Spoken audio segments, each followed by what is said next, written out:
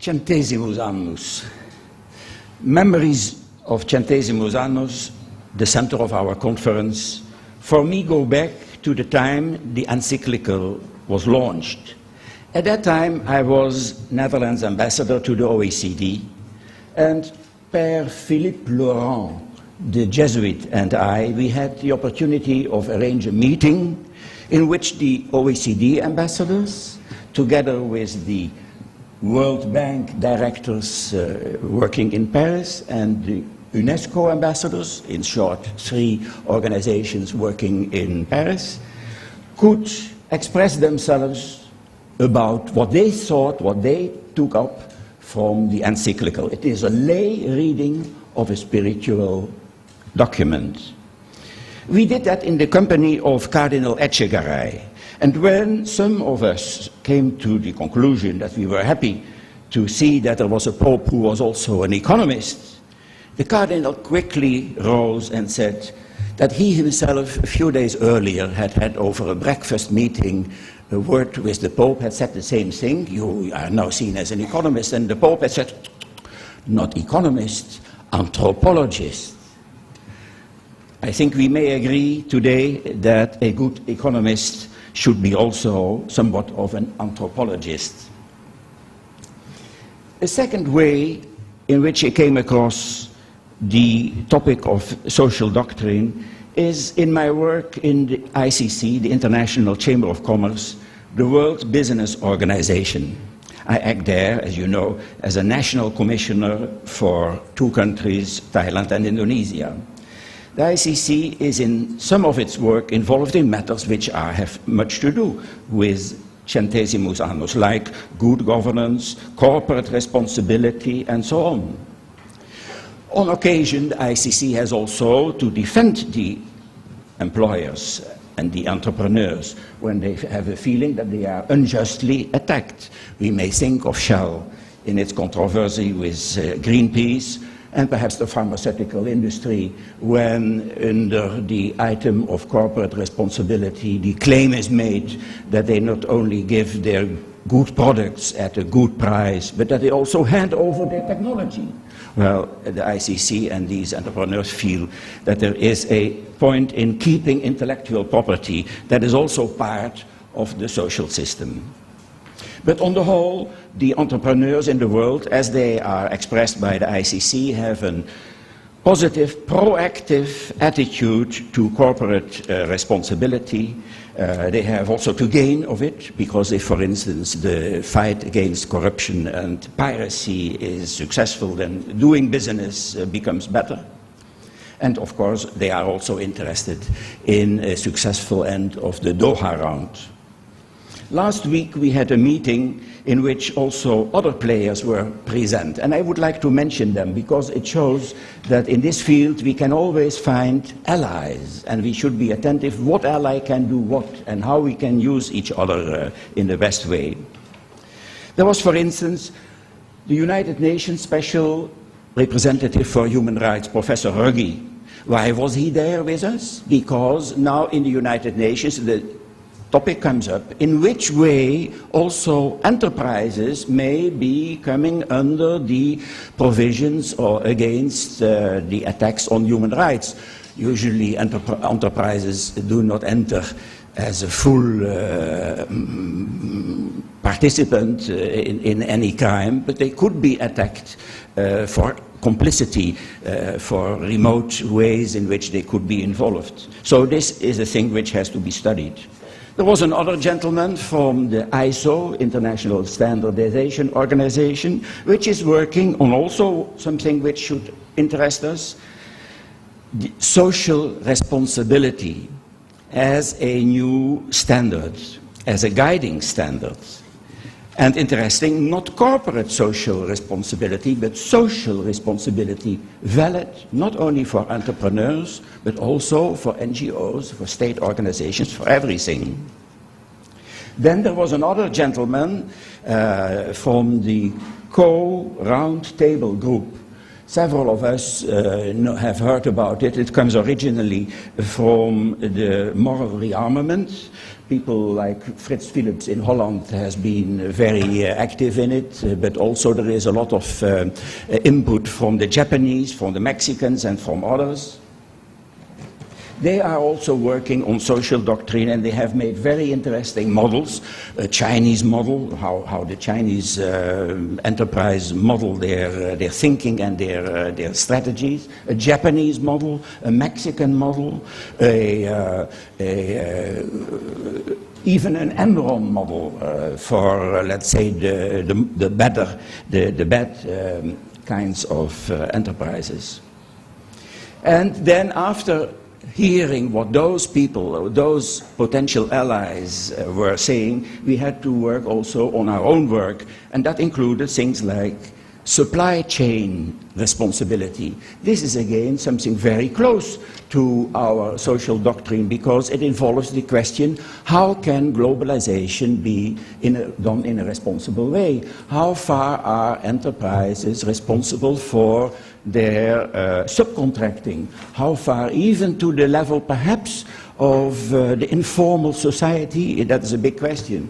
But anyhow, there are a lot of things to be analyzed, and that is something in which this committee, in which I also take part, Business in Society, has to work. And the last matter of the agenda, which shows again how we are objective allies, is about the Global Compact and the Millennium Goals of the United Nations. So we see that there in the world things which are of relevance to the work of Centesimus Annus. There are a lot of players, and I think it is our task to find out always how can we keep contact with those potential allies and make the best of our cooperation. The OECD, the ICC, the Core Roundtable, and so on. Those alliances should not be thought as something compulsory. It has to be always be done in a way that we work together along our own strategies, our own spirituality. For instance, recently I heard that Amnesty International had left the table of ISO because they had the hope that those standardizations would be compulsory. No, that is not what we want, so they left. Okay, then on that occasion they will not be any more close ally in the cooperation, but there may be other occasions where we will have again some way of being useful to each other. Now I would like to mention also another thing, another way of following what is happening in the field of responsible entrepreneurship, and that is on the Christian side. I had the occasion of being associated with something which is called Uniapac. Uniapac is nearly as old as Rerum Novarum, the encyclical which by implication we celebrate also. Pope Leo XIII was of course the great mover of that encyclical, but he himself was also moved by the example of a number of illustrious industrials who have been working toward a more social attitude of entrepreneurs in the 19th century in countries like France, in Germany, in Holland, and other countries. Gradually, the people from those countries came closer together, and when in the year of Quadragesimo Anno, 1931, they decided to establish an international body, an international association, which is called Uniapac, literally standing for Union du Patronat Chrétien. But since today nobody speaks anymore about patroni, about patrons, bosses, so we call it now International Christian Union of Business Executives, which is more acceptable but the name Uniapac, the acronym, is still there. What are the characteristics? Well, Uniapac is mostly consisting of very burdened entrepreneurs in Europe, especially in Latin America, and one country in Asia, in Thailand. They have to struggle day by day for the survival and the expansions of their business. But to keep courage in their task, they feel the need to resource themselves spiritually and share with each other their experiences. I have been to a few of those occasions. Further, they have very little limited funding and very small secretariat, but their action is mostly in the national chapters. And there they are performing sometimes with big congresses, and after the congress they have a market for ideas where people, some of the entrepreneurs, standing on tables and explaining to the strollers by some case, some difficult case they had to solve, case of their enterprise or a difficulty of their community. So that is very useful. I think the French would call these people, they are not a think tank like Acton, but these people are more the hommes du terrain. That is a French expression which I think describes them well. So we have a plurality of players which we can be associated in. And today we feel, most of those organizations, that we have to adjust to the new circumstances, so we feel close to the new situations developing in a continent like Asia. Therefore, the organizers of this conference had a very good question to me, saying, what are the chances of Christian social thought, of Centesimus, Annus, in China? I will try to give a few remarks on that matter.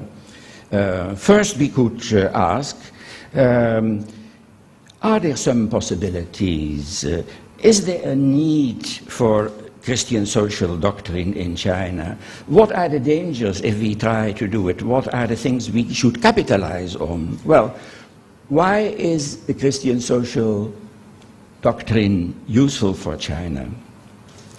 I think that even if we appreciate highly many things which we see of Chinese civilization, we realize that the country has still a cruel physical environment, very difficult problems, even now, but also in the past, and also has had a very cruel past.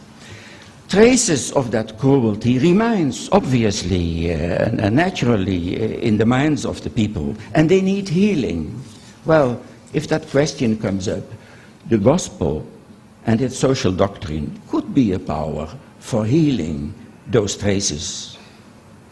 Let us look at a few of the layers in China and ask the same question, are there possibilities? Let's speak about the leadership. President Hu Jintao speaks now much about harmonious society and tries to enlist also Confucianism and other past heritages of the nation to make that possible. In such a situation, the contribution of Christianity and social doctrine, with its clarity and consistency, should be welcome and could make a contribution. Now, even if the message is accepted, what about the messenger? Or is the messenger supposed to leave the message under the door and then go home? You understand the impact of my question. I think this will need for diplomatic negotiations between the Holy See and China, because if they would come to a good conclusion, then the possibilities of Chinese society would be greatly increased and the danger of misunderstandings diminished. But this will need meaningful negotiations without any claim that preconditions should be fulfilled. And we understand what is meant by preconditions. We shall see, we shall wait for the letter of the Pope, and we shall pray. Confucius was mentioned. It may be interesting to see that other authorities, which I had occasion to ask in Beijing, they would say, we favor not so much Confucius, but rather Lao Tzu, the Taoist master. Why?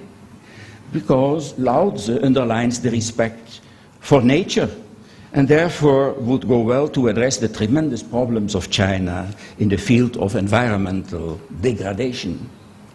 While Confucius stresses bonds of obligations and respect for authorities, Lao Tzu stands more for freedom, initiative, naturalness, spontaneity. That body of thought, of spontaneity and naturalness, of course, could make a wider appeal to the Chinese people. But for the Communist Party, Confucius might look a safer bet. It is fine when people get spontaneous. But before you know, they may get a little bit too much spontaneous. In this new climate, inspired by the top social and environmental policies, we see that, for instance, expressions as Lao Baixing are very common. Lao Baixing means the 100 Chinese name. Everybody speaks now from in the high circles about Lao Baixing with enormous sympathy, the poor people we have to take care of. And also such a new situation may be a good moment for our organizations of Christian social doctrine to come and offer their contribution to China. Does that concern for the Lao Baixing mean a true generalized preference for the poor, as Christians would understand that? Hardly. The great concern for the Lao Baixing does not extend, for instance, to the Tibetan people, who see their culture and their identity in danger, nor for the common people in Ethiopia and other African countries, which Chinese companies are now trying to take over in search of raw materials. After all, Lao Baixing is meant for the Lao Baixing, the Chinese Lao Baixing. The Tibetans, unfortunately, have not a Chinese name.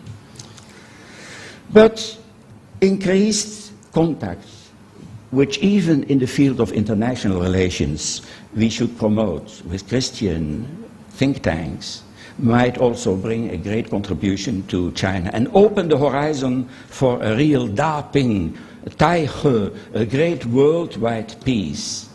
China, I feel often, is still in a learning process, and that applies also for its international diplomatic stance. Sometimes on the international stage, China is still in an awkward movement. But it hopes to learn, and that is what several people also in high places in China have assured me. And with our input, if we can bring that input over, it would help also China to find its real, consolidated, responsible position in multilateral diplomacy. It is strong in bilateral diplomacy, but not yet so much in multilateral diplomacy. There we can help. And again, China is in a learning mood. Now, after the official layers, what about the lower layers of Chinese society? For instance, the Chinese people, the Chinese business community. The Chinese people in their present consumerist enthusiasm, but spiritual voidness, vacuum, they feel that they need more anchors. So the Christian message may be welcome. And we see it also in the statistics about baptisms and so on, and the visit to churches. When you go to Beijing, you see in Wangfujin, St. Joseph's Church, always there are couples who want to have their wedding photo taken in front of the St. Joseph Church. Bookshops are always full. It shows again that Chinese people are curious. If they go into bookshops, they should certainly also go into churches, and we see the beginnings of that. China is in a learning mode. Now, the business layer. The business community may also have a special need, because together with the cruel past of China, it is also the heritage of distrust. That distrust is visible in general caution of Chinese people towards each other and to foreigners. Visible also in the attitude of enterprises. Always there are secrets. No, but there is hardly any visibility of what the management strategy is. And that is even visible sometimes in the strategy of provinces, who on occasion have shut themselves off to build protectionist walls against their neighbors to favor their own provincial interests. Because of that distrust and protectionism, China suffers. The idea of distrust is very prevalent. It looks to me sometimes as if every Chinese has read the Three Kingdoms novel. And on every page of the Three Kingdom novel, there is some trick or some treachery, and that is the favorite lecture which people have gone through and which sticks still in the mind. But in a zero-sum economy, that might be all right. Your piece of the pie which you get will not go to another. But in an open, expanding, free economy, which one would wish to see also with the categories of Centesimus, Annus, an expanding free enterprise, then distrust is a bad thing, and it will harm the establishment of good business relations. So there will be other means of changing the situation, of improving the situation, new methods, new institutes, new disciplines, new laws, all these things which are also mentioned in Centesimus Annus. But ultimately it must get into the minds of the individuals. Individual attitudes has to be changed. And that is something where NGOs and associations and think tanks of a Christian nature could be helpful. Well, could there be a difficulty if we have different agendas? Because if the Christians bring something with them, they think as part of the theological message. But the receiver, the Chinese, might think, hey, that is another agenda than my more worldly agenda. Would that be a problem? I think no, and I have a special anecdote to tell you to show how that is possible. For Asia of Uniapac, I was making my rounds in several places in Asia. I came also to Hong Kong, where my friend Professor Mondegar made me meet with the present and the past chairman of a little club which for years and years had been studying, discussion, Catholic social doctrine. And while we were having luncheon in the China Club on the top floor of the Bank of China, I discovered, to my great surprise, that none of the two chairmen was a Christian. None was baptized. How could that be explained? They had, in their school years, studied with an Italian priest on Rerum Novarum and Quadragesimo Anno, and they had come to the conclusion that there was simply no other source where one could find such a valid body, coherent body of social thought, and so they stuck with it, and they went along with their studies and their meetings. Well, if this may happen in Hong Kong, something similar, Buddhists in China could do the same thing, and the message might pass also in China's mainland, even if we have different ultimate agendas. Because, after all, the Catholic message includes good governance, bon governo, good stewardship, encouragement, and trusting relationships, and so on. Where we think of caritas as the real source of our social relations, the Chinese may think of a better balancing of yin and yang in society. Where we think caritas, the Chinese might think rather Keynes rather than caritas. But if we do that, if we concentrate on the effectual message without always implying our agenda, then we do the same what Matteo Ricci did in the 17th century. He also stressed, rather than be stressed in, of course, his apologetic and his work as a priest, but as a method he used also the clocks and the astrolabes and the other European inventions. So for us also the social inventions should be a valid contribution which we can put forward. Therefore, I think, how many minutes do we have? Very good. Then I think the upshot of my message is, let us look carefully at the situation in China and in other Asian countries. Take counsel of people who know the situations, and that need not always be Christians, but people close to the power structure, and make an effort to get the alliances which can be profitable. The OECD, the ICC, round table, Acton, UNIAPAC, and so on. Together, whatever our agendas, we can be more effective and more successful. Thank you.